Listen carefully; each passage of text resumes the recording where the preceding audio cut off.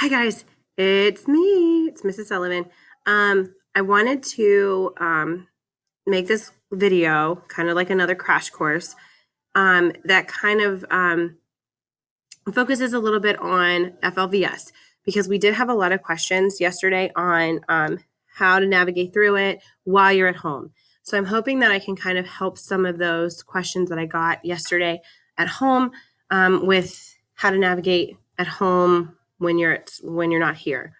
So again, just a kind of quick reminder, when you get into turn on your Chromebook, you're going to automatically be taken to your FLVS, or I'm sorry, your Clever portal, the hub, which is what you see right here. Okay.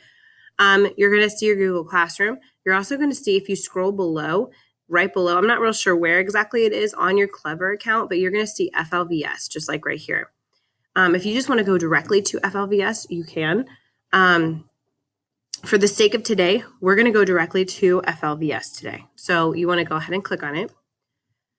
Again, my FLVS is going to look slightly different than yours just because mine is the teacher app versus the student app. So I just want to clarify that yours is going to look different. So go ahead and log into FLVS. It'll probably do that automatically for you. Your FLVS is probably going to look something like this. You're going to have more subjects than me. I only have 2 because that's the 2 that I teach. Okay. I'm not sure what you'll see on your screen versus what I see on my screen because my screen is just a little different. I could probably go to, there's a setting on here that says a teacher, a student app. So maybe I'll see what you probably see, something like this. Obviously, I'm not enrolled in student courses, so you're not going to see anything like that. But so you'll see your courses here and you'll see the date. If there's any announcements, they'll have a little number there with an announcement. Here's where we were having some confusion. You are going to, if you see my mouse right here, you're going to go over here. This is where you're at. You're in the courses tab. This is where a lot of kiddos were going last night, which is totally fine. It's the to-do list. It'll be your to-do list for the week. So all of your assignments and your quizzes for the week of your 3 days of remote learning will be on this to-do list. So if you click it, mine's going to be blank. Okay. Just warning you, mine is going to look blank. Yours is probably going to have close to 1, 2, 3, 4, 5, probably about 9 activities or maybe more. So you're going to have a list of things. Science, I think, is first. And then I think math assignments are next. And if you scroll further down, you're going to see the ELA. The ELA was having an issue last night. I think it's been fixed. Okay. So you're going to see those activities. This is where a lot of kids are having, this is where they're going to do their activities because they're right there in order how you need to do them. Okay. So that's the to-do list and it's right up here in your tab. Now, I don't have that to-do list, okay? So I can't show you that, but they will be right there for you, all right? If you have any more questions about that to-do list, then let me know. But I'm pretty sure we checked with a couple kids this morning, and it was working properly. So, again, if it's not working, let me know, Class Dojo me, or you can Google Classroom me, or you can email me. However you can connect with me, that's fine. I don't care. We will figure this out together. Okay. So I'm going to go ahead and go back to, if I know how, to my teacher app. Again, yours is going to look a little different. So once you click into your to-do list, it'll take you to your lessons. So I know, for example, ELA's lesson, is this one. This is their first lesson. This is what they see. Okay, this is what you see. It's 12 pages. You can navigate through this way. You can jump to a page if you stop halfway through and you go to have dinner or whatever. You can come back to the pages there. There's a bookmark tool here if you need it. Okay.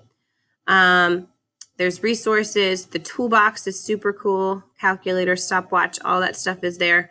The speech tool, if your kiddos need a little extra help with reading, all you have to do is highlight what you want to be read.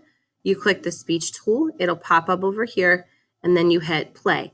and the computer will read it to you. You will need headphones if you don't want to listen to it as well at home, parents, okay? So it'll read it to you. So that's an option. I'm going to go ahead and click out of that, scroll down. We did some of this in class yesterday, so some of this is probably repetitive for them. We did this part together. This is, I call this the bubble blurb. There's 4 different slides to it. You just click the arrow next, and it'll take you to the next question. The first page of every lesson will tell you what they're going to learn in the lesson. It'll be there in every lesson. So then you click this arrow and it goes to the next page. You're on page 2. There are 3 sections in reading. I don't know about the other subjects, but there are 3 sections in reading. The first one is word wisdom. The second section is the reading corner, which is where they'll have a short story or something that they need to read or listen to. And then the third section is the writing workshop. So there are 3 sections. In this particular lesson, 1.01 in ELA, your assignments are in the writing workshop section, okay? But the writing workshop section kind of culminates everything that they are learning in the word wisdom and the reading corner. So don't skip those. I've told the kiddos multiple times that I can see if they go on and take a quiz and they haven't even opened the lesson. So they want to make sure they open the lesson first before taking any quizzes, okay? So you can scroll down. There's all kinds of, there's some audios you can listen to. Here's another bubble blurb that has some, slides to go with it. That is the lesson for context clues. And then it'll have a try it activity for them to do mentally in their head. It's not necessarily anything they have to write on a piece of paper. They can just do it mentally in their head or with you if you're working with them. And then you can click the answer to check if you're right. So it's kind of like a mental check. Once you went through that first, second page, then you go to the third one. Again, here's the reading corner. In this particular lesson, they're talking about inferencing. So again, they have a little mental check here. Nothing necessarily you have to write down. It gives you the answers, talks to you about what good readers do and ask as they are reading books. I think this is the bottom of that one. You go ahead and click to the next one. This is the inferencing lesson. And there is a video after you do a couple little examples. This one is going to ask you to use a text selector tool. The text selector tool to highlight is right up here. Text selector, you click it, this little bar will pop up, and they're asking you to highlight. So you just highlight what you want to highlight like this and click the highlighter and ta-da, there you go, highlighting. Okay, so this video will be beneficial for your kiddos as well because they can at least get reminded on how to do some of these different tools. And as we get going, I think they're going to be a lot easier to use. Okay, there's the video. If for some reason the video doesn't play at home, then, oh, my lights just went out, sorry. If the video doesn't play at home, then you can always hit the show text version and it will show you the transcript of the video. So if that's something that you need to do, sometimes videos don't play at home as easily as they do at school. So you do have a second option. You click on to the next pages. Again, you can see there's 12, so we're only on 5. So the lesson's going to take them a little bit of time to do. This is not something that will take them 5 minutes. So this is talking about text-based evidence. It goes through the lesson with them. Again, they can highlight it and have it read to them if they want to with the text-to-speech tool. And then down here, it's going to say try it. Okay, so when you see this word try it, it's either going to ask you to do it mentally in your head or it's going to ask you to do it on a piece of paper or an interactive notebook. In this particular case, it's asking you to use your interactive notebook. They have that. It is a black composition notebook that is in their FLVS binder. I gave it to them the first day of school, second day of school. So they have it. And that is for math and ELA. Okay. And any other time they need that interactive notebook / writing binder, that is what this is referring to. So they just put those thoughts and answers in that notebook. Okay. If you have any questions about that, let me know. You go to the next page. This is the story. Here it is right here. There's some instructions. Here's the story. Again, the story is, you can have it read to you. There's about 7 pages to it, and it's little paragraphs. It's about Myrtle Beach. Kind of cool. Some of them can relate to that. So they read the story, and then they have a little activity that they are asked to do. You just hit OK, and it will give them 8 questions. This is kind of like a practice on their own. So if they miss it and submit it, of course I picked the right one. Jeez. If they miss it, it'll let them try it again. They'll say, try it again. I think you can do it twice before it'll say, okay, well, this is the right answer and this is why we're missing it. So you want to go ahead and go through those. I can show you. I'm going to pick this one, see if it's right. I didn't even read the question. Incorrect. So then it'll give you a little bit of a blurb, hit okay, and it'll tell you to try it again. So you try it again, you hit submit. Nah, I'm still not right. And then it'll give you the correct answer because it's trying to teach you something. So that is the little questions that go with the story. And there's some blurbs down there about direct statements and clever clues. Make sure they just kind of read through that or listen to it. Here's the writing workshop. This is Nimble Nouns. This is what we're focusing on this week, nouns. Again, it's a review. And then once they go through the little lesson, read through it, listen to it, down at the bottom, there is a little try it on your own, just like you did with the last one. Same concept. And then you've got the try it. And it says you're all warmed up, you're ready to go, try this activity. If you click it, it wants you to print it. It turns it into a PDF file. So here's the PDF. You do not have to print this. I have already printed it for you. It is in their FLVS binder. So all they have to do is pull it out and do it. I did instruct the kids to put a star on all of the papers that need to come back on Monday or Wednesday, depending on what group they are. So this is already there for them to do. Okay. Let me see if I can get out of that. Okay. So that's an activity that they have for writing workshop. So if they keep going, there's a little video. I can't explain why the teacher's hair is blue. Her hair's blue. I don't know. The kids asked me if I'm going to turn my hair blue. I told them no. But there's a video on the writing process here. Again, the teacher's hair is blue. It's a little distracting. I'm not going to lie. And then they talk about the writing process, which we continue to work through all school year long. And then it gives them an example of a mind. Oh, my brain just stopped working.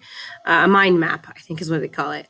And so they give an example of what a mind map would look like if they were doing beach activities. And this is their prompt, their writing prompt that they're supposed to answer that refers to the story. If you scroll down, they give you the story here. The story's already been printed. I printed it for you. It's in the binder. You don't have to print anything. So that is already available to you on paper form in your binder. And then again, they talk about reading over the ideas you've written down. And we're leading up to the writing activity that they're doing. So, and then we go through the text-based responses. We're talking about all of the different, the details to support the topic, evidence. We talk about all that. We talk about the answer sandwich, which we talk about in class. And then they give you an example of what kind of answer they're looking for. I did put this in your binder. Technically, I guess I didn't have to, but I did print it for you so you could have it. And this is an example of an answer they're looking for. Okay, this is not, they don't have to do anything with this at all. This is just an exemplar, which means example. So they're just showing you what an example answer would look like. I'm not sure some of my kids understood that yesterday when I tried to explain that to them. So, excuse me. And then it'll actually walk you through answers. Give you some more little blurbs about book titles needing special treatments. We talk about that in class. And then you have your exit card. It's a little activity they ask you to do at home. You can write it in your interactive notebook, which is where it tells you to do. And then 11 is your summary. The end of the lesson always is your summary, and it gives you a little self-check review for them to do. There's 6 of them there. Then number 12 is the assignment. This is the writing assignment. Now here's where it gets kind of funky.